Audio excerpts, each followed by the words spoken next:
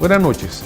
Como prometido, estamos de vuelta con el licenciado Julio Rivera para seguir hablando sobre el importante tema de la gobernabilidad que iniciamos el domingo anterior. Acompáñenme a ver algunos momentos de la entrevista del domingo pasado. Somos una nación muy rica y valiosa y no merecemos vivir así. Desafortunadamente, el Estado de Guatemala no está cumpliendo como quisiéramos con su obligación constitucional y ha sido hasta reconocido por nuestras más altas autoridades que se está incumpliendo, que el Estado no tiene la capacidad de dar a los ciudadanos lo que la Constitución establece. Siempre se plantea que lo que hay es una crisis de gobernabilidad y lo que realmente técnicamente existe es un déficit de gobernabilidad. Primero, entender la gran problemática que existe desde mi perspectiva en tres grandes áreas que son las que de alguna manera colaboran y provocan ese déficit de gobernabilidad. Uno es la propia conflictividad social. El otro gran problema es el crimen organizado, el tema de la corrupción, que es un tema que afecta a los intereses propios del Estado. Ponle, Julio, en el caso de la conflictividad social, sabemos que las hidroeléctricas que tienen aspectos muy positivos, energía limpia, energía más barata, pero obviamente hay resistencia de comunidades que no han tenido una claridad en cómo va a funcionar, cómo los va a beneficiar, cómo los va a afectar y como que no ha habido capacidad de este diálogo. Lo mismo pasa con la minería, lo mismo pasa con otros aspectos que han venido deteniendo el diálogo.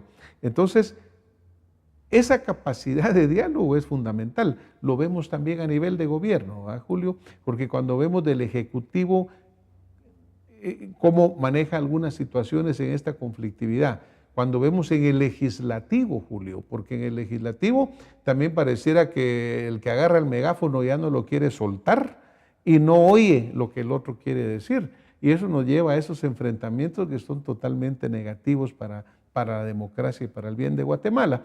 Y lo que tú muy bien señalabas, aquí cada 4 años como que cambia la historia, sí, y como que no hay una visión de largo plazo. No hay.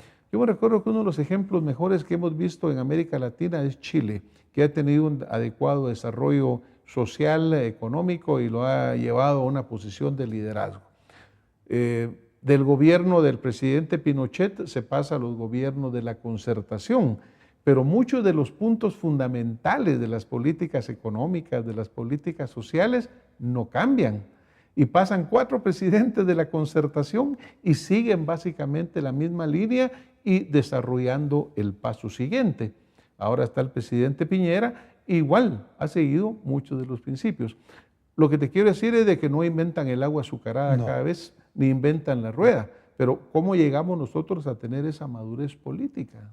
Yo creo que es un problema de formación política de los liderazgos. Yo creo que indiscutiblemente la formación política es fundamental para que cuando lleguen a gobernar sepan exactamente qué es lo que quieren para el país y entiendan el país en su macro. Porque desgraciadamente, como tú muy bien lo planteas, o gracias a Dios, este país es un país muy rico en diferencias de todo tipo, étnicas, culturales, lingüísticas, idiomáticas, de todo. Por lo tanto, necesita un tratamiento distinto. Y yo creo que eso es fundamental. Pero déjame regresar a un tema que tú planteaste al principio, y es el tema de la conflictividad social en el tema de minería, hidroeléctricas y estos temas. Yo creo que lo que los guatemaltecos tenemos que tener absoluta claridad es que en Guatemala hoy por hoy, nosotros los guatemaltecos pagamos el kilovatio luz más caro en Centroamérica. 1. 2. Tenemos acceso, efectivamente, los que contamos los recursos con bastantes recursos o algunos recursos. Pero las empresas que quieren instalarse en Guatemala, en muchos de los casos, no quieren instalarse porque los costos, aparte de la inseguridad en el país, los costos propios del manejo de las empresas también son altas, por ejemplo, en el tema de luz. Porque yo lo he platicado con amigos míos que tienen empresas de maquila.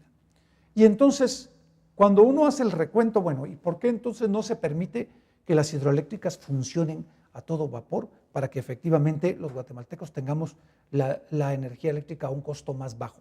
Eso es lo primero que a mí me hace dudar de que efectivamente aquí hay intereses coaligados de algunos grupos que hacen saber a la población de que las hidroeléctricas no van a traducirse en beneficios para los guatemaltecos, cuando sí es cierto. Que no pueden haber beneficios en donde se instala, eso es otra cosa, y hay que tratar de que efectivamente se logre. Y en el tema de la minería es igual. ¿Por qué países como Chile, como Canadá, como Australia, como los Estados Unidos, sí han logrado desarrollar la minería y de alguna manera se benefician muchos pueblos y se beneficia la población? Yo no es que esté a favor o en contra, es que creo que efectivamente lo que en este país hace falta es trabajo. Por lo tanto, lo que hay que darle a la gente es trabajo para que tenga mejores condiciones de vida. Porque de alguna manera todo eso son fuentes de trabajo. Desde luego, debidamente reguladas, debidamente monitoreadas y evaluadas por el Estado y por las comunidades para ver si efectivamente esa plata llega a sus respectivos municipios. Yo creo fundamentalmente que deberíamos de sentarnos a revisarlo y buscarles soluciones que beneficien a todos los guatemaltecos. Por ejemplo, tú mencionas el caso de Chile, Julio, y efectivamente la minería ahí es muy grande. Grandísima. Y es una de las principales fuentes de ingreso. Pero la proporción de lo que recibe el Estado de Chile, que es nada más que un servidor del pueblo, porque parte de lo importante, tal vez que hemos hablado mucho acá, es de que el Estado simplemente se constituye para servir al pueblo. Pero aquí hemos perdido un poco y muchas veces lo que hace los funcionarios del Estado es servirse del pueblo. Pero en Chile el Estado recibe una compensación económica mucho mayor que la que recibe en Guatemala. Entonces el ingreso económico para la sociedad chilena es mucho mayor. Aquí se logró subir del 1%, que era terrible, y ahora pues está en un 5% en una forma voluntaria, pero es mayor en otros países. Y luego viene el otro tema que no hemos tocado acá, pero que vamos a tocar en este momento, Julio, es el hecho de que, por un lado, la población mira o puede pensar que una hidroeléctrica es de beneficio o que la energía eólica, pero para el ciudadano guatemalteco que me está viendo, me está escuchando y que obviamente lo va a contestar en este momento, la energía eléctrica sigue siendo carísima. Claro. La energía eléctrica es llena de abusos de parte de quienes la distribuyen. Si la luz te subió y te salió una cantidad exagerada, o pagás o te cortan la luz. Sí es. Es decir, estamos totalmente en manos de empresas que en alguna forma abusan de ese poder. No ha habido una capacidad real de explicarles que esos beneficios sí les van a llegar, de que sí se va a traducir en una energía eléctrica que, como tú mencionas, es la más cara en Centroamérica. Sí. Pero eso afecta a la competitividad. Así es. Las empresas que quieren venir hacen sus cuentas y le dicen, no, eso está carísimo, me voy a otro lado. La energía eléctrica es sumamente importante, Julio. Ahora, la población sigue sintiendo que la corrupción es totalmente campeante en Guatemala. No hemos hablado de la corrupción. ¿Cómo ves tú el flagelo corrupción en este proceso de, diríamos, ingobernabilidad o deficiencia de gobernabilidad? Porque algo que tiene que ser fundamental es la confianza del ciudadano al que le pedimos que crea en la ley, la confianza en que la ley está siendo bien aplicada, en que sus recursos están siendo bien utilizados. Mira, yo creo que efectivamente el problema de la corrupción es un problema endémico en muchos países del mundo y en Latinoamérica. Es decir, esto no es un problema solamente de Guatemala. Yo creo que el problema hay que verlo no solo desde el punto de vista del gobierno, sino hay que verlo desde el punto de vista de toda la sociedad guatemalteca. Yo cuando he estado en algunos puestos de gobierno, ahora últimamente en el Viceministerio de Gobernación, me di cuenta que la corrupción se ha generalizado en la sociedad. Es decir, no es posible que en Guatemala se queden como producto de la narcoactividad 2.000 millones de dólares y nadie sepa dónde se lavan o cómo se lavan. Por ejemplo, todos sabemos que efectivamente muchos o algunos de los alcaldes o algunos de los diputados que han llegado al Congreso han llegado financiados por la criminalidad organizada. Y también sabemos que algunos de los alcaldes cobran hoy 30% por las obras que se han realizado y la verdad es que aquí nadie investiga nada. Por lo tanto, yo creo que eso es fundamental comenzar a trabajarlo. Y en esa línea, yo creo que el presidente está planteando que este año va a ser el año de la transparencia y que va a ser el año del combate a la corrupción. Para eso ellos han planteado una fuerza de tarea de anticorrupción que la maneja creo que la vicepresidencia y que está integrada por el Ministerio Público, la Contraloría General de Cuentas de la Nación y algunas otras instituciones. Pero yo creo que aquí el papel fundamental lo tiene que jugar la Contraloría General de Cuentas de la Nación. No es posible que uno elija a una contralora para no controlar. La Contraloría General de Cuentas de la Nación tiene que jugar su papel y tiene que hacerlo sobre la base de la ley, al igual que el Ministerio Público. El Ministerio Público tiene una Fiscalía Anticorrupción que tiene que jugar ese papel. Y lo más importante es que al final, el año pasado, se aprobó la ley de enriquecimiento ilícito. Esa ley permite de alguna manera saber exactamente cuánto ha ganado una persona, cuánto puede tener en cuentas, cuánto puede tener en bienes, porque prohíbe la utilización de testaferros, el lavado de dinero, etcétera. Por lo tanto, yo creo que todo ese paquete de legislación penal nueva que viene, de alguna manera va a ir haciendo que se mejore el combate a la corrupción. Yo creo que efectivamente la corrupción le hace mucho daño al gobierno porque efectivamente se dejan de utilizar recursos que son vitales para el tema de seguridad, para el tema de la alimentación a través del Ministerio de Agricultura y para el tema de seguridad. Por lo tanto, yo sí creo que esos tres grandes sectores o segmentos que yo te hablé son generadores de violencia y los tres en algún momento se alinean y se entrecruzan por intereses personales, por intereses grupales o por intereses criminales. Claro, la solidez de las estructuras es fundamental. Ministerio Público, Contraloría, ellas son instituciones, digamos, independientes. Así es. No tienen ni deben acatar presiones externas, ¿no? El Estado de Derecho, Julio. En el Estado de Derecho, pues el Ejecutivo, el Legislativo, el Judicial, cada uno tiene su función y ninguno es supeditado al otro. Así es. Sin embargo, desafortunadamente, eso es algo que no necesariamente sucede. Ahora, en el caso de Contraloría, en el caso del Ministerio Público, a veces lo que se cita acá es la falta de recursos, la falta de capacidad, por ejemplo, del Ministerio Público para la adecuada investigación, para el establecimiento de la prueba, el seguimiento. ¿Qué caminos podríamos llegar nosotros para solidificar más a estas estructuras?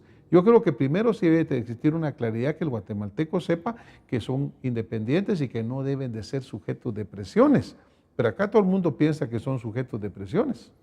Mira, yo creo que lo primero es que efectivamente las personas que dirigen esas instituciones tienen que tener absoluta claridad cuáles son las prioridades del Estado y qué es lo que hay que hacer para mejorar las condiciones de la población guatemalteca combatiendo, por ejemplo, el tema de la corrupción.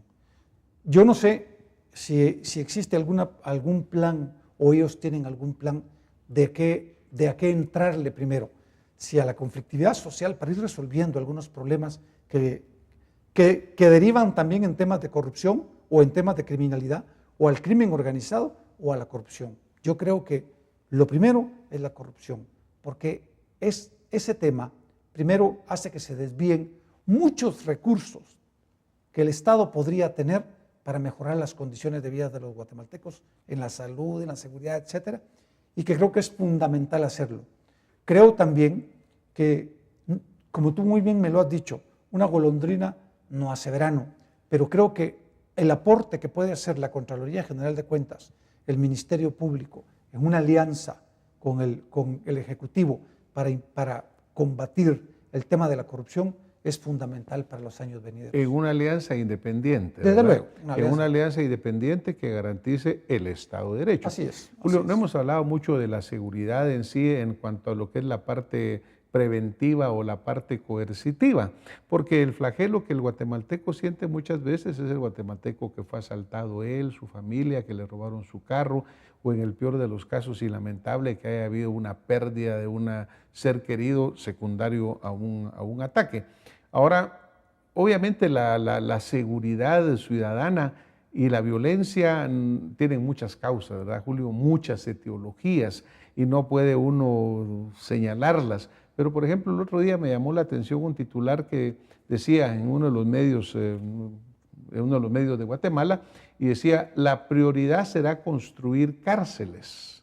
Y me recordó mucho una lectura que hice en la revista Time en algún momento, en la cual señalaba también un error fundamental en Estados Unidos, en el sentido de que la inversión en cárceles es muy grande, cuando por otro lado, lo que debía de ser más fuerte es la inversión en educación, la inversión en salud, la inversión en medios para que no se llegue a delinquir, para que el ciudadano tenga oportunidades y no caigamos, porque la violencia, la delincuencia es como que el último escalón.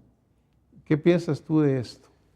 Mira, yo creo que una de las cosas que desgraciadamente no se ha hecho en Guatemala durante mucho tiempo es darle seguimiento a los planes de seguridad y de justicia de forma integrada. Esto ha provocado que hayan desbalances y esos desbalances de alguna manera han hecho que la justicia no sea lo efectiva que debería de ser. Por lo tanto, quien ha salido beneficiado de esos grandes desbalances que se han venido produciendo ha sido la criminalidad organizada. Porque el mundo criminal cambió. El mundo criminal que nosotros conocimos hace 25 años ya no existe. Hoy existe una criminalidad transnacional, una criminalidad organizada, una criminalidad efectiva y que utiliza todos los medios tecnológicos a su alcance, al igual que las grandes empresas. Y entonces el tratamiento es distinto.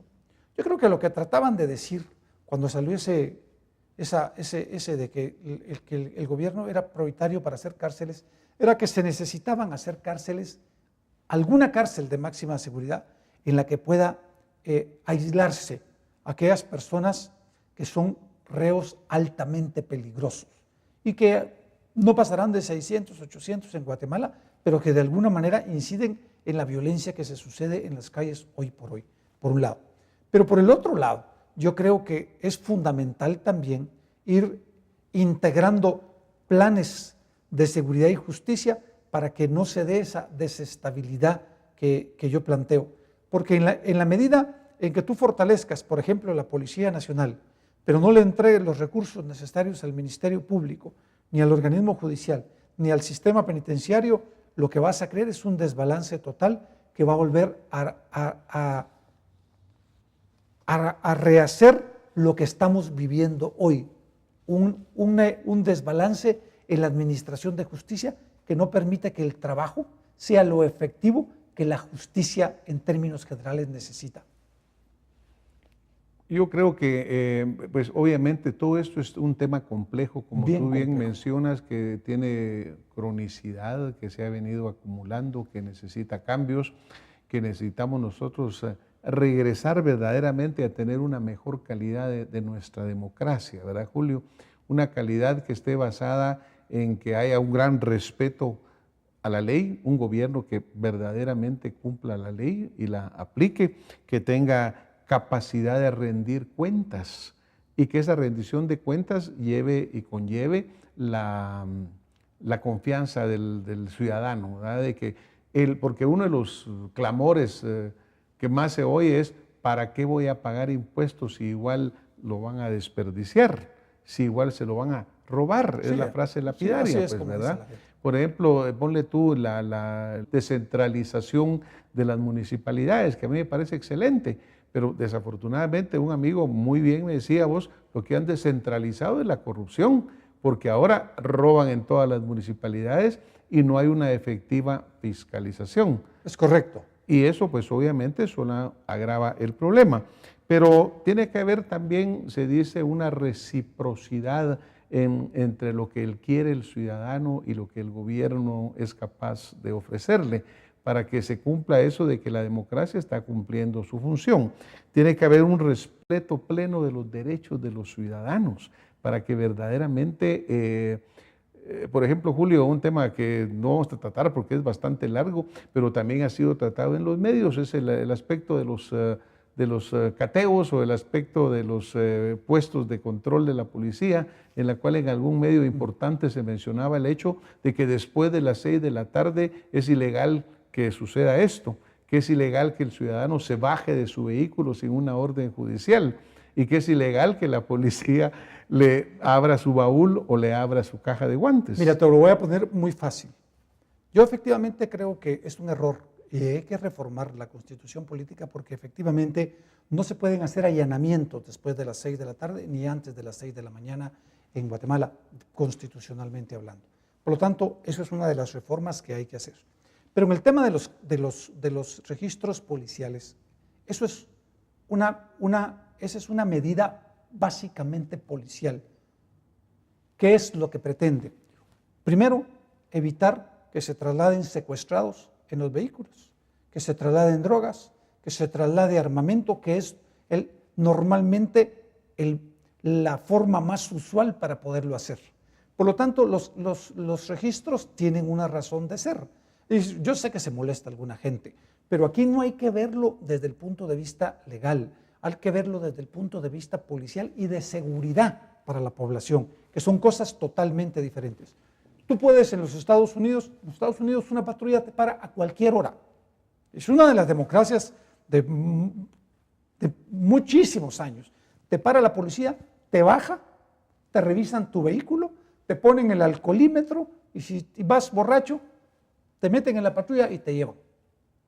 Por lo tanto, los cateos, los registros policiales es una medida policial de seguridad, no es parte del engranaje de la justicia del país. No es cierto que exista una prohibición, no es cierto. Legalmente no existe ninguna prohibición para que la policía lo pueda hacer.